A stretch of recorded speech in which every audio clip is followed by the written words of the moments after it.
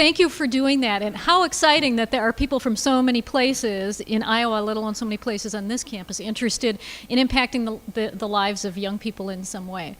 And what I hope you'll take from today is just the fact that this broader impact thing is doable. It is something that we are all doing in our lives every day. It's just how do we take it and integrate it into the lives we have so that we become comfortable with it. So I'm going to give you some tips and tools and some things of the over 30 years that I've been doing evaluation work. And the way that I came to program evaluation, I was hired in 1981 to be a 4-H agent in a county of 32,000 people on Lake Superior. And I thought the only thing I would have to do was stay warm, and that's all I needed to do. Well, I did a lot of activities with young people, and my background is in environmental studies, and so I did a lot of science with kids and a lot of outdoor things. We'd study snowflakes, we'd study all kinds of things. And my first performance review with my district director, he said, "You are doing great activities with young people and the adults who work with young people, but you haven't evaluated them." And I was like, what the hell is that? I'd never heard of evaluation. It was never part of my training. I was trained to be an environmental scientist. I was not trained to be an evaluator. And so the next summer, I took a class from Michael Patton and Dick Krieger at the University of Minnesota on evaluation. And that's what got me started in 1982 to think that evaluation was the coolest thing that you could do to really tell your story about your work in a way that wasn't boasting. Because many of you have probably grown up in families like mine where you don't toot your horn. It is something that if you do good work, that's all that's enough. And so to really be able to say good things about your program, evaluation gave us an excuse to do that and tell that story. And I discovered that by doing this evaluation, there were lots of unintended outcomes. Many fun people who came to work with us on our projects because they heard about them. Money, in some instances, literally fell from the sky to do some parts of the project. Some projects took on a life of their own. And sometimes we actually were able to bury the things we didn't want to do, but people told us we had to because we had proof they were not working. And so sometimes evaluation can be a really good friend. So, an overview of some of the things I just want to mention. These are very basic. I don't want to get wound up into the details of randomized control trials and all that kind of stuff. You can leave that to when you're ready for methodology. Basically, want to talk about why is it that we want to assess K-12 outreach programs? Why is that important? What should we take a look at? How should we do it? What are some tips and what are some resources to help you do that? So, why should we actually think about evaluating or assessing or monitoring? People use a variety of words. I'm not going to define any of them because in your realm, you know which words you need to use and what they mean. What's been discovered is 2/3 of our government programs related to STEM since 2005 have not been evaluated. So people are giving away money or doing things and they don't even know whether or not they work, or they're not taking the time to tell that story. So if in fact you have evaluated your work with young people, you are more apt to be able to be funded and to have the attention that you need. Evaluation serves to improve, not prove. And that is something, I'm a member of the American Evaluation Association. This is oftentimes a phrase that is used. You'll hear Michael Patton use it frequently too. Really, assessment is we are trying to show that something is working or not working. We're trying to improve upon what we're doing. We're trying to improve on the activities that we have. We're not trying to show causation. We leave that to research. Now, you may combine, as part of NSF, because it is really about science, a research project as part of your evaluation. We want project quality. We want to find out what works. We want to find out what doesn't work. We want to do some new and different things. We also want to take a look at products that come out of our projects. And we heard about impact this morning from Mac and Mari, the morning show. And that impacts are really the cool thing right now. They are the coin of the realm. And you saw Mac put up that logic model that shows short-term, medium-term, and long-term. And truthfully, people aren't really interested in the short-term anymore. They really don't want to know what it is young people are learning. They really don't care. They want to know what young people are doing differently as a result of what they're learning, and then how that impacts the conditions in our world. So I'll talk a little bit more about that later. We want to improve our science, our pedagogy, and our equity and diversity.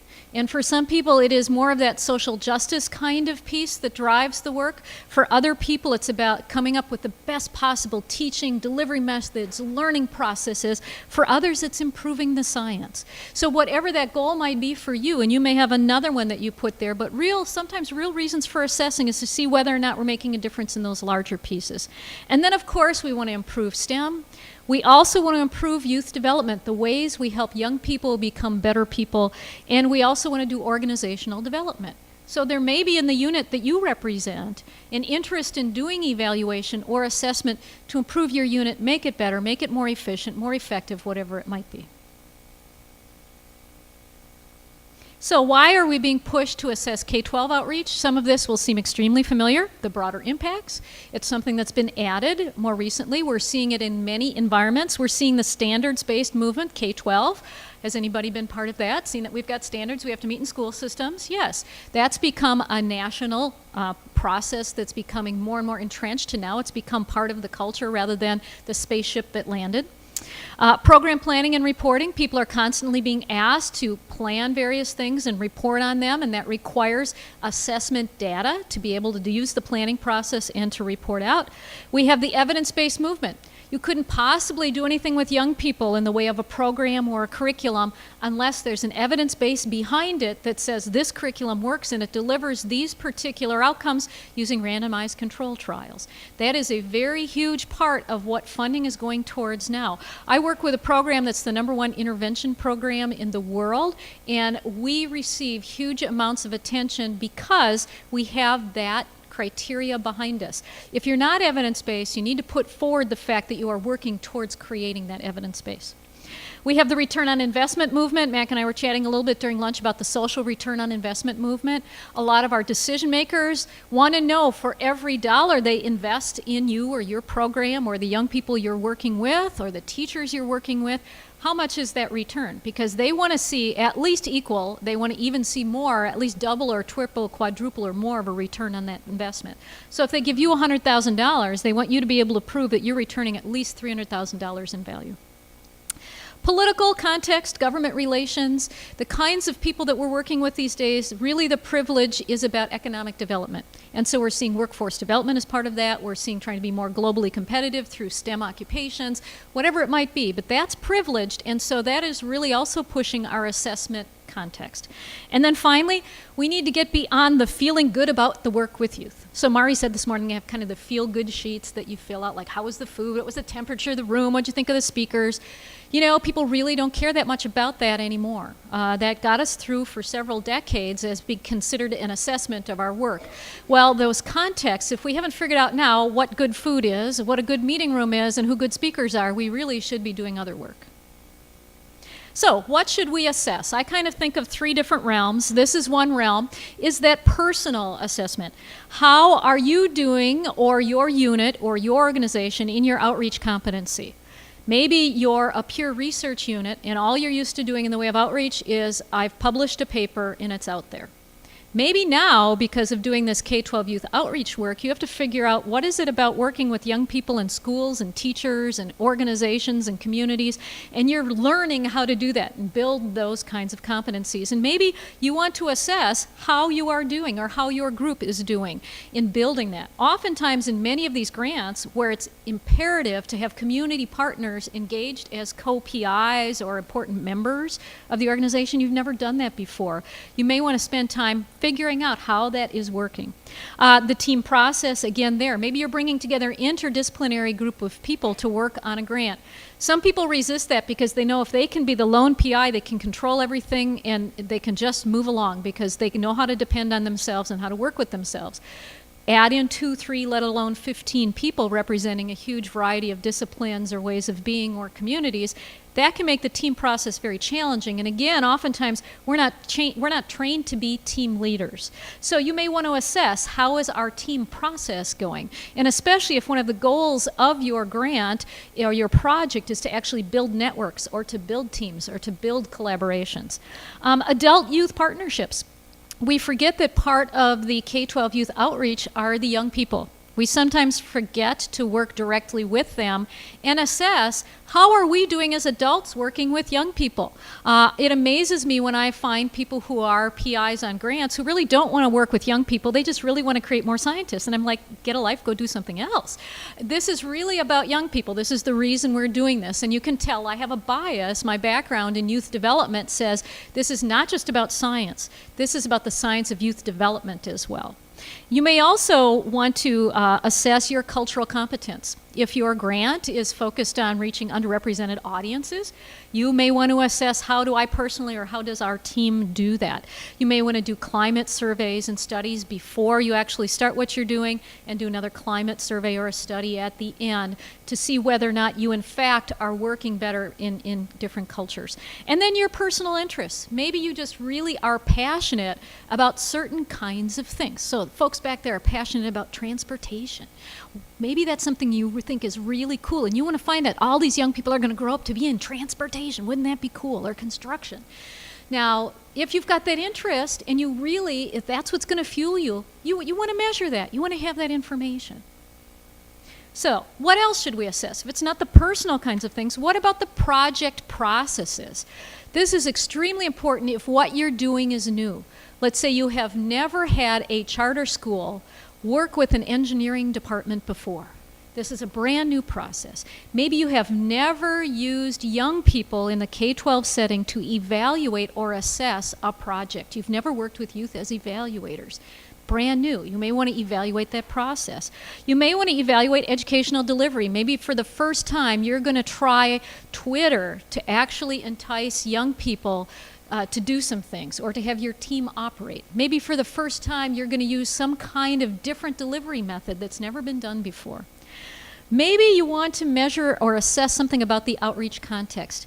Maybe you have never worked with incarcerated youth who might have an interest in the sciences. I would bet NSF has seen very little done with incarcerated youth. Maybe you want to look at educational materials and the way you're delivering them or the way they're available. And that's a process. Maybe you want to look at inclusion. You're trying new things of including new types of people or processes or groups, and you want to measure that. Maybe you want to look at participation. Why people come, why they don't, why they learn, why they don't. Things that are about the actual learner or the participant in what you're doing. It's extremely interesting to me that there are some people who believe they don't have any science in their lives whatsoever. Have you ever run into that? There's no science. I'm just, it's all about people and things. And don't realize that everything they're wearing, everything they're doing is based on science. How do you get people like that to participate in a science initiative? And then attrition. Has anybody noticed that even just on teams of grants that you lose people? Yeah. Has anybody noticed on any work team you're on, even if people are there, you may have lost them? Yeah. So how do you keep this work fresh and new and exciting? How do you manage the tasks so that people want to stay with you? And then third, the thing that of course NSF and others are most interested in is what are these project products, the impacts that come out of what you proposed you were going to do. Are you going to look at learning change? You really want to find out if young people think they now want to be scientists and they didn't before. Well, most people are like, who cares? They may change their mind tomorrow, especially if you use self-report of young people saying, yes, today I want to be a biochemist. Well, we talk to them tomorrow and they want to be a police chief, or the next day they want to be in culinary arts. So, there is something about where young people are at and to what degree things solidify in their minds. And so learning may not be a deep enough impact to actually measure as a product at this point. Behavior change, people are very curious about behavior change. What do young people now do differently because they understand the inquiry process? What do they now do differently because they have participated in something you've done? What do they do differently? And then even more so, the ripple effect. What do their families do differently? What do their schools do differently? What do their communities do differently? What do we as an institution of higher education do differently? What's that ripple effect? And then the big deal is the condition change. And this would be specifically what Mac and Mari were saying this morning about benefiting society. And if you look on that logic model, it's that last column called condition change.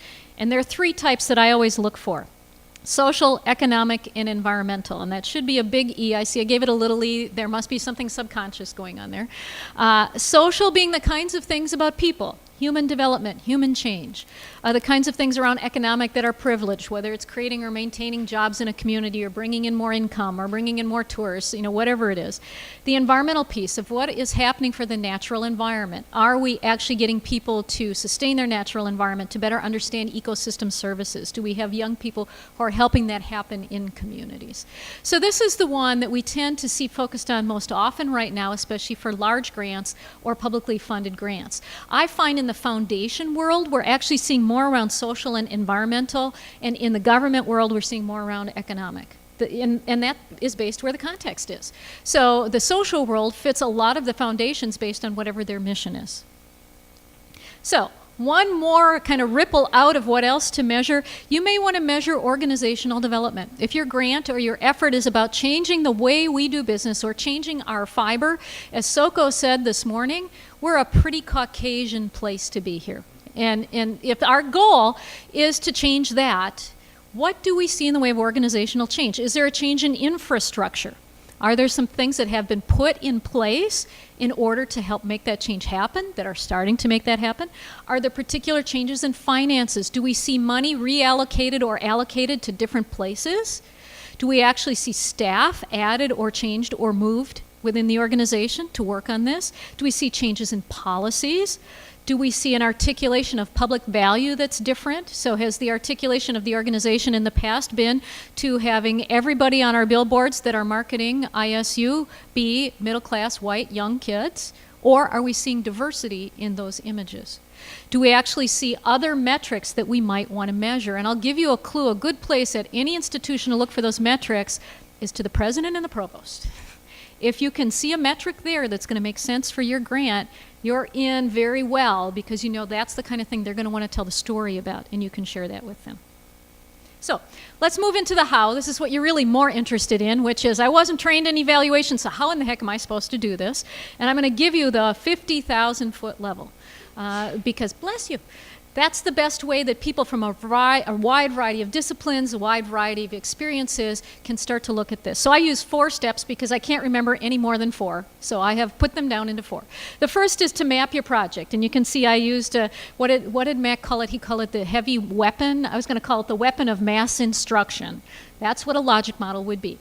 We take the whole project, boil it down into one page to be a graph or a picture that gives you a one-page map of what's actually going to happen. It's instructive in showing you the whole. It could be a 150-page grant, has to fit into one-page logic model. It allows you to map out what your inputs are, your outputs are going to be, your outcomes will be, and the kinds of things that are behind that might be assumptions, etc. Or you may use a concept map. I find that works relatively well for some folks, especially if you're in design or graphic arts. Folks love to use concept maps as part of that. I also find that you might want to figure out exactly what your grant officer will tell you is acceptable. They may even give you the exact template of what they want. That's a hint. Or they may tell you, you know, the people on the review panel, these are all scientists. They're really pretty squishy about visual stuff, so just write text. You know, so it really depends on the grant officer and what they can share with you that has been funded in the past and what that grant panel looks like. And you can sometimes ask for a list of who's going to be on the grant review panel and see what their backgrounds are. So I know, for example, that folks that are in engineering often like scorecards. And I sometimes will create a project scorecard if I know that there are going to be a lot of engineers in the group or people from the business school. If there are going to be a lot of people from landscape design and architecture, I'll tend to use a concept map or something that's a little more free-flowing. So you'll have to think about what works for you and what your goal is. Then after you've mapped out your project, decide where on that map you are actually going to focus your assessment. So is your assessment going to be about the incomes, the inputs? Are you going to actually measure what inputs come in? How much of that stuff there is? And you can say, as a result of this project, we have raised this amount of inputs. And we actually have a number of groups that are doing that. Our Food and Fitness Initiative and Extension in Northeast Iowa is measuring the exact inputs that come in from the Kellogg Foundation, and 2 to 1 they can show inputs from their partners. That's an important piece of what they're doing. You can decide, are you going to focus on the outputs? Are you trying some really new processes, some new kinds of things that you're teaching or doing? Nobody's ever done it before, and so you need to measure that. So it's back to that what of the processes. Are you going to measure the products or the outcomes, those impacts? Or are you going to really be looking at those benefits to society and deciding, as a result of this project, we're going to be contributing towards increasing the amount of female engineers at Iowa State University? Are you going to get way out there and change that culture? After you decide that focus and what your questions are going to be, to what degree do we do such and such? Then you go to the methods. Now, you know this. Anybody in here who advises graduate students on their research, and they go to the method first. I love focus groups. I'm going to do focus groups. Well, what's your research question? Well, I want to find out why people don't come to meetings. Okay, so you're going to have focus groups, which are meetings, to ask people why they don't come to meetings. Makes sense, right? But don't we also do that as scientists? We jump to the methods because oftentimes we really like certain methods, or we're comfortable with that, or it's served us well in the past. Or we know that those methods are really honored. So randomized control trials tend to be one that's honored by certain groups. Do you automatically just jump to that as the only method? So really think about, let your questions of what you want to assess or what you're being asked to assess to guide your methods. And then collect and analyze your data. And there are 5 basic methods of that I tend to use, and there are many, many derivatives of it. Observation, case study interviews, secondary data, and survey. And I put survey last because we have kind of like death by survey going on in our lives these days. And so I pull that out as a last one if the others can't give me what I need. And that usually has to do with scale. If I've got a really large scale, it's pretty hard to do some of the other things. And then the last of the 4 steps around assessment is to tell your story. So once you've collected all of this, how do you tell the story in a way that's compelling to a variety of audiences? Not just the grant audience, because if you're doing K-12 youth outreach means not just the scientists at NSF or our peer scientists. It actually means possibly the youth themselves, the teachers who work with them, the school superintendents, the nonprofit organizations that are working with youth. So you have to think about telling that story in a variety of ways. So here's a little bit more about tips on assessment that I've found over the years. One is that I really like using youth as evaluators. If in fact evaluation is an inquiry process in itself, why wouldn't engaging youth as evaluators or assessors be part of the inquiry process? It's a companion piece. Participatory or empowerment assessment I find is extremely valuable, again, involving the people who are your stakeholders or your audience or your target in the actual design and carrying out of the whole assessment and, in fact, the project itself. So we are often guilty in our culture of creating all kinds of things for K-12 young people or teachers or superintendents or school systems or nonprofits, and we never ask them, in fact, if they even think it's necessary. We never, in fact, ask them to join us in planning it or carrying it out, let alone assessing it or telling the story. So I tend to like to build in an empowerment or a participatory element to make sure it's genuine. You're going to find, though, that NSF doesn't really think that's very important. What really matters to NSF is the science. So you have to have solid science first off. This other stuff is nice frosting around the outside, but unless you have really good science and you're going to really be discovering something new, this other stuff isn't going to carry you through. So this is an extra piece. I love using diverse and multiple methods versus death by survey. And so we're seeing some very interesting things around network analysis, how young people make their decisions around their careers, not just what do I want to grow up to be, or now that I've been exposed to robots, I am going to be an engineer, but really looking at how do young people make those decisions and network analysis of who they talk to and how they form those decisions. And truthfully, a survey isn't going to tell you that. You have to observe them, you have to spend time with them, you have to spend time with the people around them to discover that. So use a variety of methods, not just one.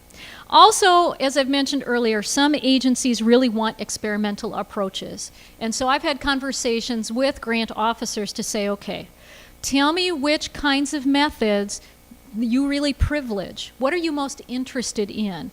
And I float my ideas by them. So I had one that I had suggested for a Q-sort study where I really wanted to do Q-sort with folks, and they would do a variety of things, and they said, you know, we really don't know about Q-sort. And I said, so you're telling me I shouldn't go there? And they said, I can't answer that question. They do that sometimes. You ever get that from the grant office? I really can't answer that question. Oh, let me phrase it another way. You're unfamiliar with Q-sort, and so my grant may not be the best way to help you all become comfortable with that. Yes, that would be true. So I had to find another source, another grant source that knew what Q-sort was, thought it might be helpful.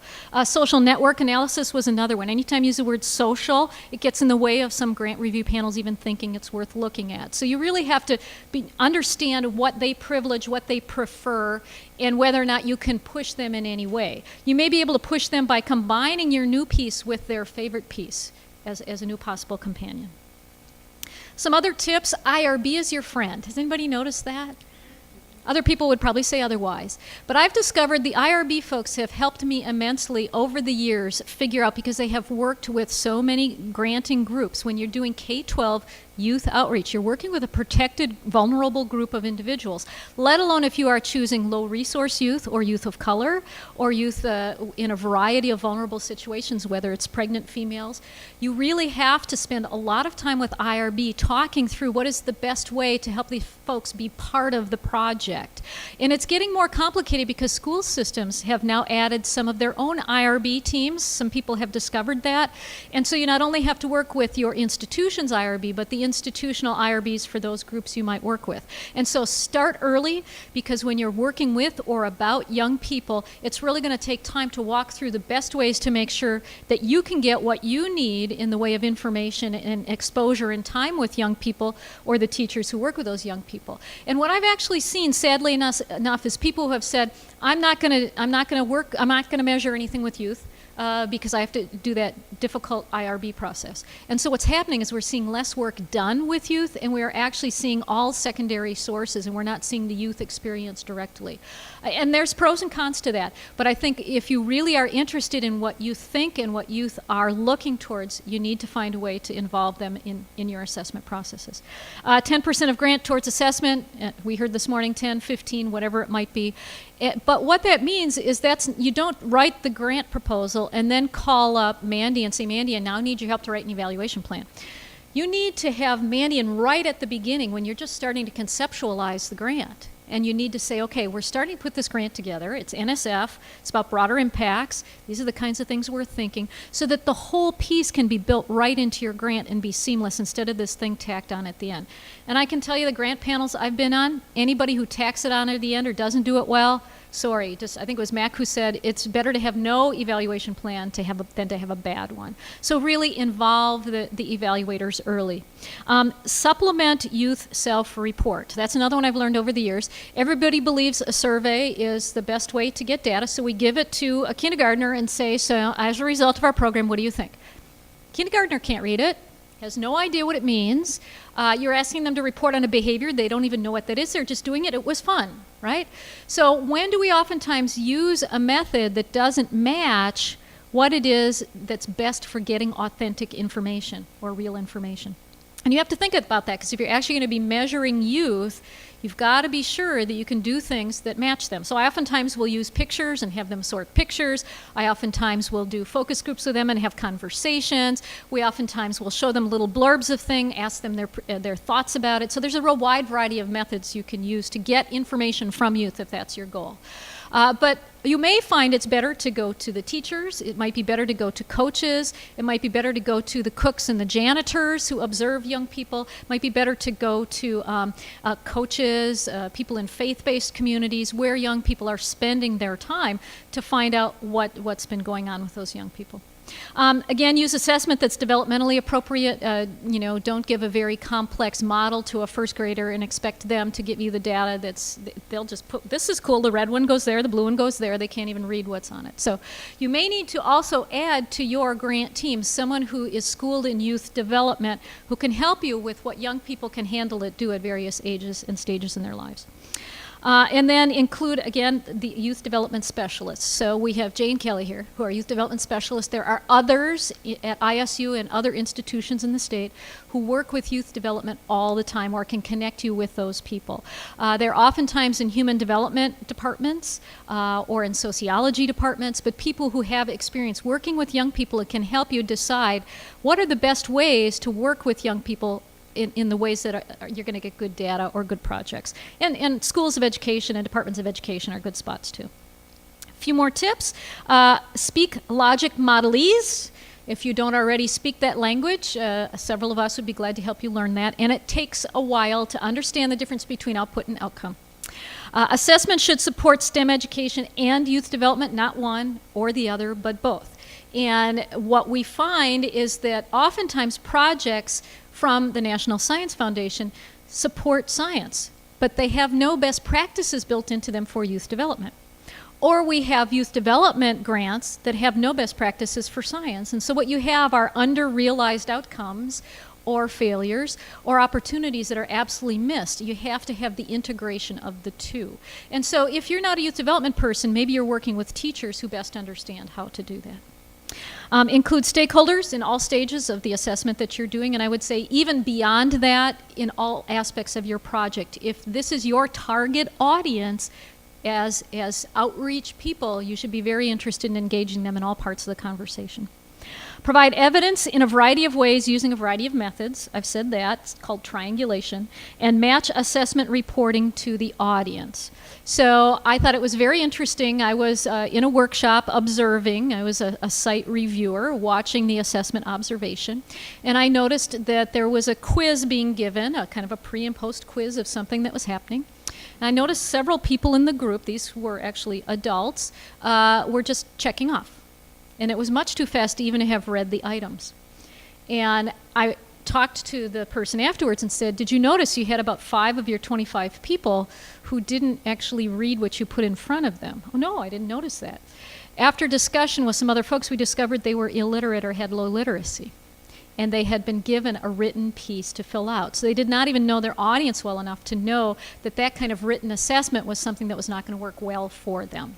So you have to think about the audience you're working with and what's appropriate there. A few resources that I have for you, and then we'll do a little question and answer. Some resources I found helpful over the years. The first one is the one that I go to almost all the time, and maybe it's just because I spent almost 20 years with those evaluation folks, is the University of Wisconsin Extension has a website that is for non-evaluators. It's for people who need to do evaluation who don't speak the language. And so there are many tip sheets there. There's an actual self-study course in the logic model. There's actually templates for logic models there. There are many wonderful things that are all either free PDF downloads or you can order your very own hard copy. One of my favorite pieces there is a 4-page evaluation plan. And I oftentimes will use that with people when we're working on grant projects and say, now here are the questions we need to think about that go into a good evaluation. Have we done them all? And then there's a 27 or 29 page accompanying book that goes with that to tell you more about that.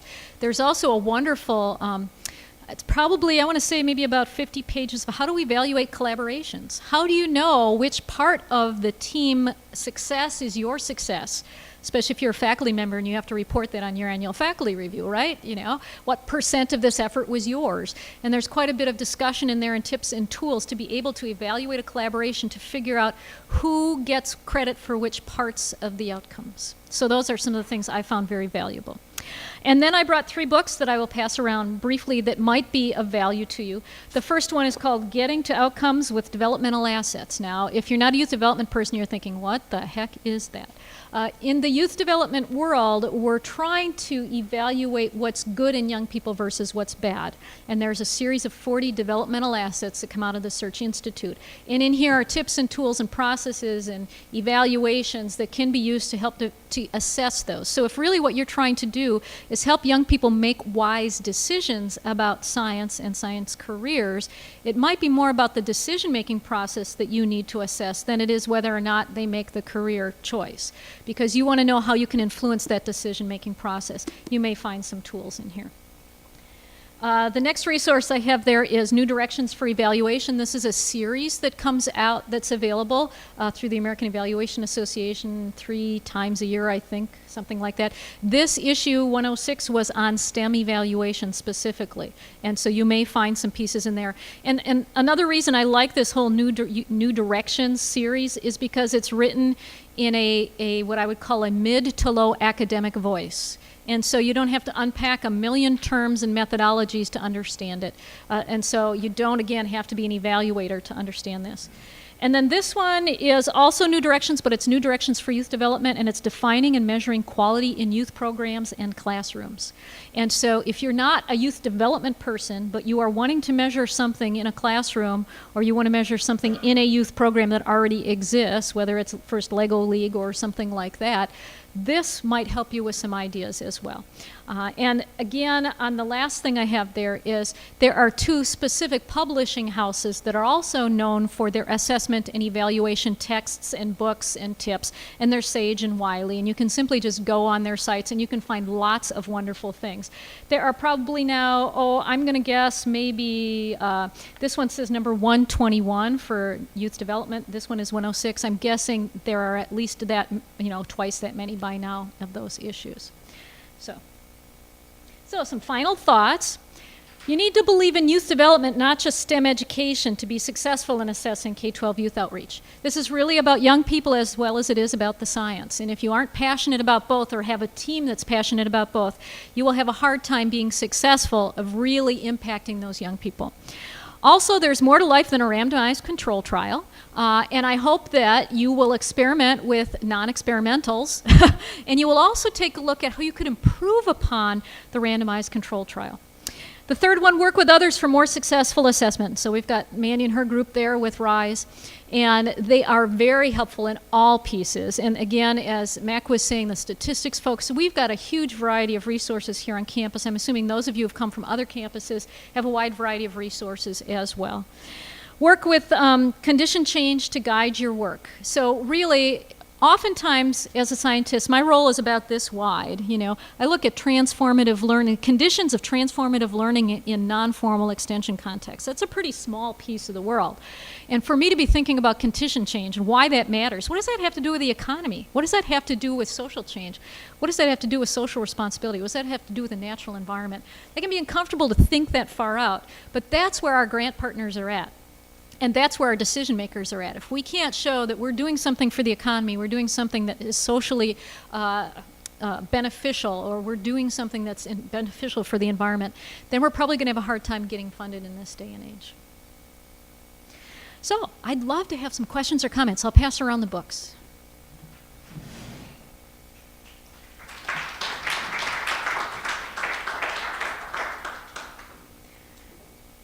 Before you want to hear the panel, what are some questions or thoughts, even if you'd like to share some of your own? We could do mutual therapy, so if you have anything that's been troubling you about K-12 youth outreach or assessing it, or we've got a great variety of people in the room. You probably have all kinds of great solutions for each other. Yeah.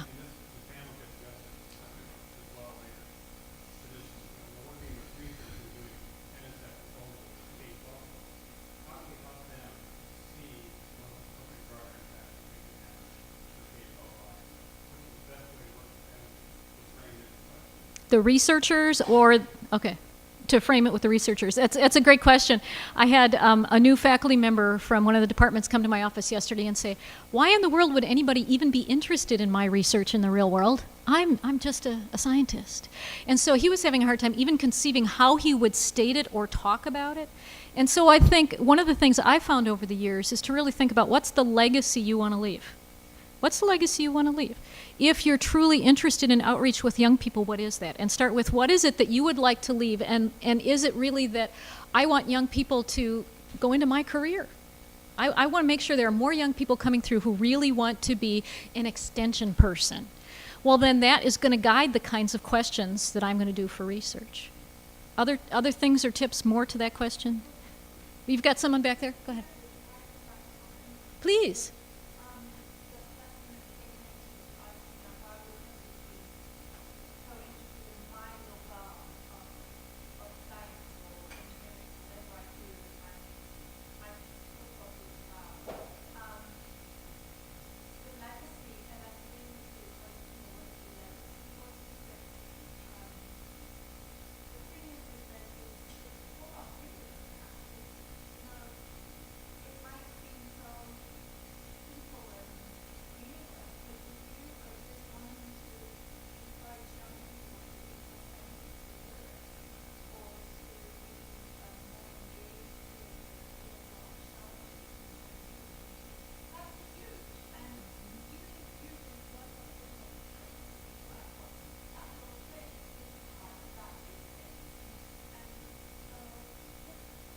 That's a very important message, which is nothing is too small. What is it? Is Margaret Mead that says something about the only thing that ever makes a difference is every little act, or something like that? It's not white. I used to have that T-shirt. I don't remember it. But it's really about, you almost in some ways have to have, I consider myself a public value translator. I sat down with that faculty member yesterday, and by the end of our hour together, he had about 12 different ways he could tell a story that would really make a difference in the world. And what he said is, I never thought my science mattered that much. He was very humble about it, and I said, what do you mean? You could go to Rotary. He was somebody who's studying parenting, and I said, you could talk to every grandparent and parent in Rotary, and you can tell them how the science of what you found, that by what a child does in high school determines how much money they will make, how many children they will have, whether or not they will actually have a safe marriage, a marriage that lasts a while, all those health indicators that are out there. He can show that by the time they're in 12th grade exactly who will and who won't, and predict that. Don't I want to know that as a parent so I can send my kid down the right directions? Don't I want to know that as a grandparent so I can make sure my grandchildren are going down those right directions? He had never realized anybody would really care about his science. So how do we find translators to help us think about, take us out of our humble little slice and help us understand that our humble little slice is really not as humble as we thought? So every one of us is probably part of a social justice or a social responsibility initiative somehow, if you're thinking about inclusion or diversity. And if it's about having a better, fairer world, or it's about making sure people have a chance and a choice who may not have had in the past. So we need to be translators for each other, I think, as part of that. So, yeah, Mandy.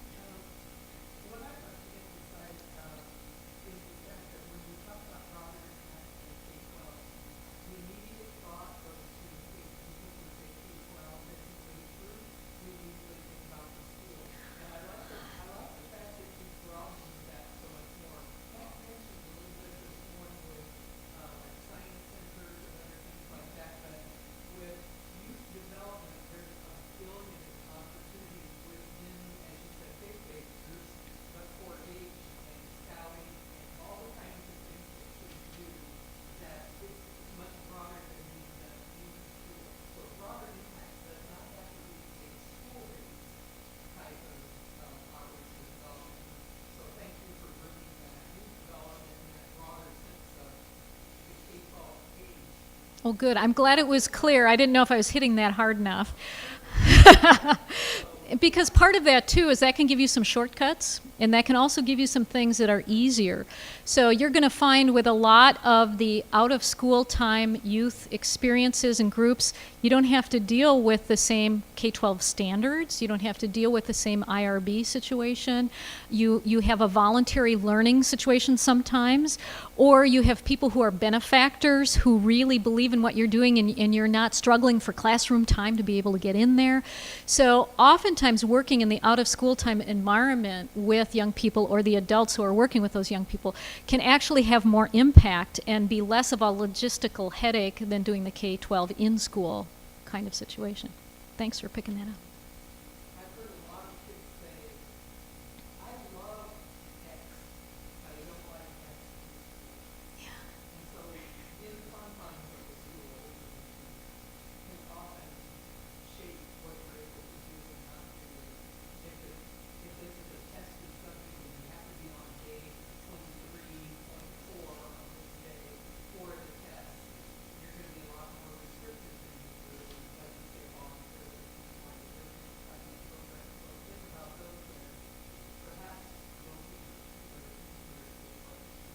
Part of the kind of indicator question for me is, where are youth at? Where are youth at? Not where are we at, but where are youth at where they are most open to, or we have the best way to get in and spend time with them? Where will we make the most difference? And oftentimes we're not as successful when we come with a plan to lay over the top of the youth wherever they might be, instead of figuring out where they're at and going there.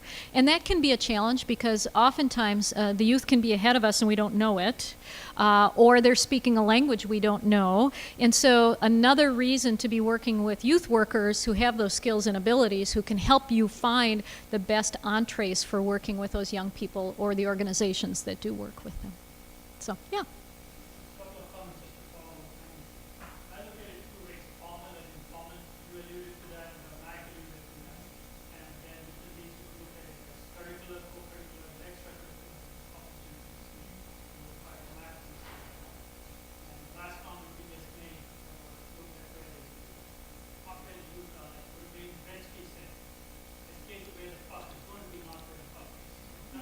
Yeah, yeah.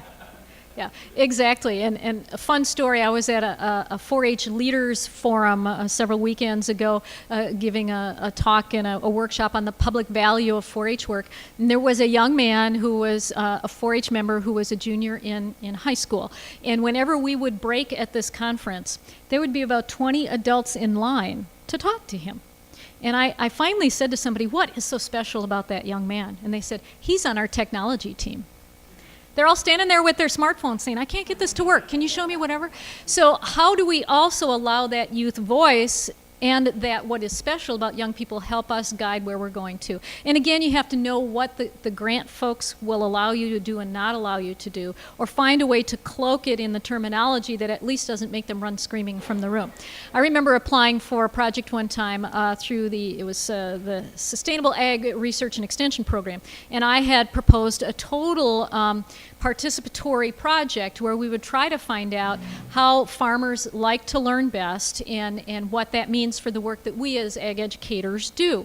And I put out this process we would use to involve farmers, etc.